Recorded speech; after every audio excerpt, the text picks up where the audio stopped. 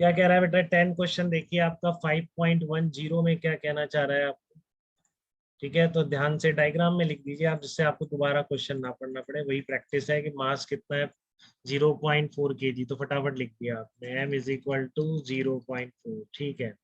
ठीक है, moving initially at a constant speed, not direction में जा रहा है। ठीक है ना। v नॉट कितना है आपका? 10 मीटर पर सेकेंड।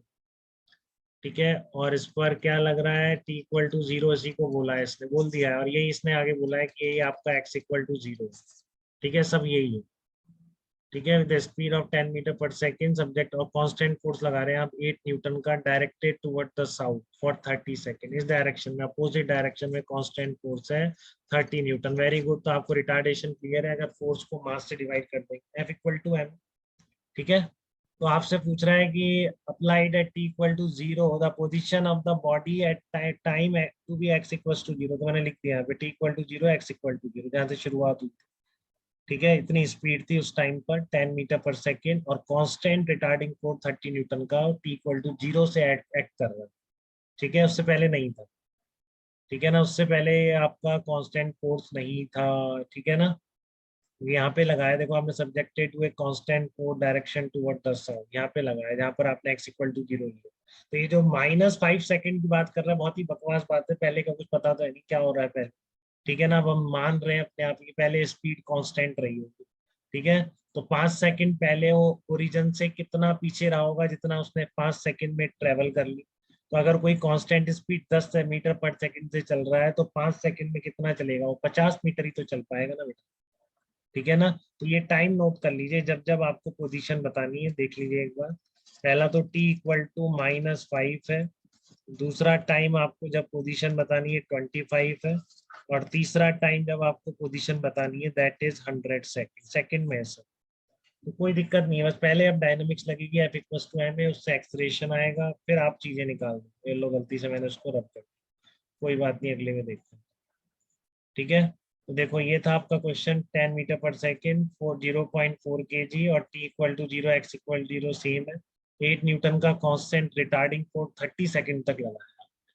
ठीक है ना, 8 न्यूटन का रिटार्डिंग फोर्स 30 सेकेंड तक लगाया। तो आपका एक्सलेरेशन निकाल लो पहले, तो एक बार खत्म करो, कितना आ रहा है? 20 मीटर पर सेकेंड। इसको डायरेक्शन बताया साउथ में, अपोजिट है मोशन।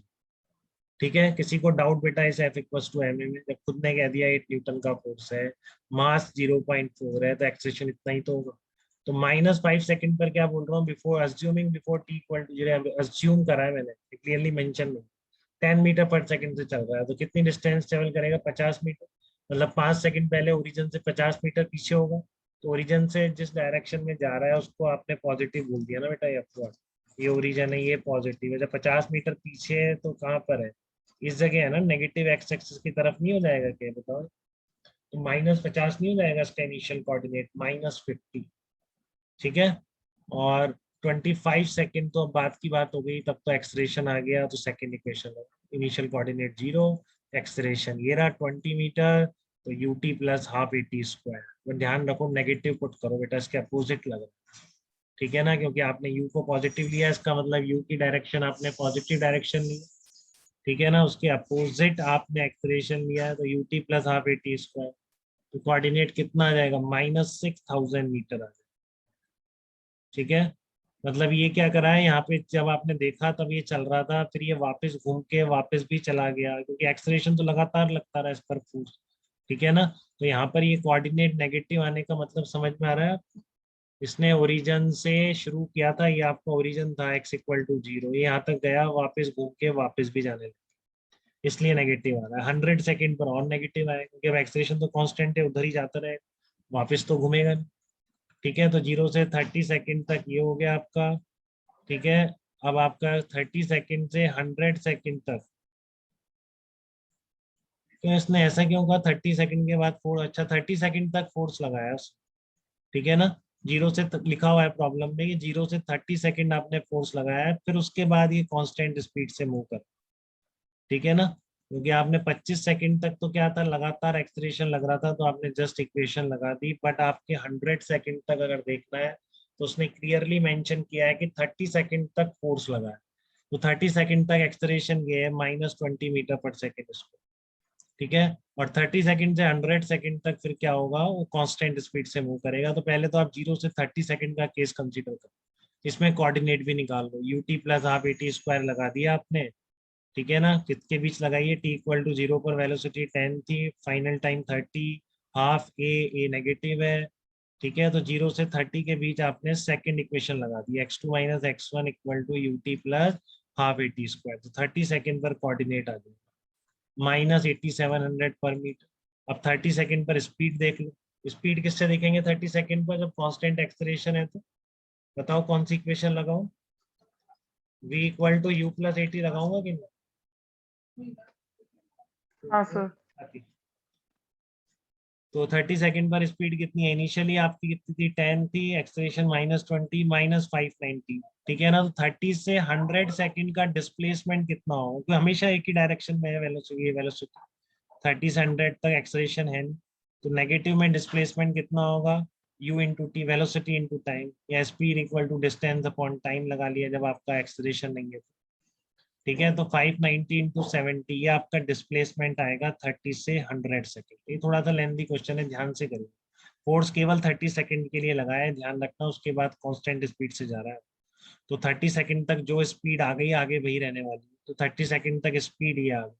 तो 30 से 100 कितने होते हैं, 70 सेकंड होते हैं, 70 सेकंड में इतना चले, ठीक है। और 30 सेकंड पर कहाँ पे था, 8700 कोऑर्डिनेट था इसका, ठीक है ना। मतलब इस लाइन से नीचे था बेटा, ये साउथ में, ये मतलब ये आपका साउथ की तरफ जा रहा होगा ना, माइनस है, तो यहाँ पे t इक्वल टू 0 था, बट 30 सेकंड पर कहीं पे यहाँ पे था, वो नीचे कहीं होगा, ठीक है ना। उसके बाद भी फिर इधर ही जाता जा रहा है, तो और कोऑर्डिनेट ये वाला ऐड कर दो, ठीक है ना। 30 सेकंड तक आपने कितना निकाला था 8700, तो ये ऐड कर दो, तो उतना ही आपके पास क्या आ जाएगा, नेगेटिव -50,000 मीटर या -50 किलोमीटर उसका कोऑर्डिनेट होगा at t equals to 100 second, ठीक है। तो बढ़िया प्रॉब्लम था, इसने फोर्स केवल 30 सेकंड के लिए लगाया। तो 0 से 30 तक स्पीड निकाल लो, पोजीशन निकाल लो, उसके बाद कांस्टेंट स्पीड से चलेगा तो कितना डिस्प्लेसमेंट होगा, उसकी फिर इनिशियल कोऑर्डिनेट यूज करते हुए 30 सेकंड तक इतना था, उसके बाद पूरा नेगेटिव डायरेक्शन में चला है, कितना चला इतना, तो कोऑर्डिनेट कितना हो जाएगा, दोनों को ऐड कर, ठीक है। तो चित्राक्ष आप बताइए, कोई डाउट था क्या आपको इसमें? नहीं सर। बात क्लियर है बिल्कुल। 0 से 30 और 30 से 100 कैसे डिस्टिंग्विश किया है मैंने, क्योंकि फोर्स केवल 30 सेकंड तक। जसवंत कोई डाउट तो नहीं है, अभी बता दो बेटा, कहीं प्लस माइनस में दिक्कत हो रही हो तो बताओ किसी को, अभी पूछ लो जल्दी से। पिंकी आप बताओ, प्रॉब्लम क्लियर है आपको, क्यों टुकड़े किए यस सर। मैंने?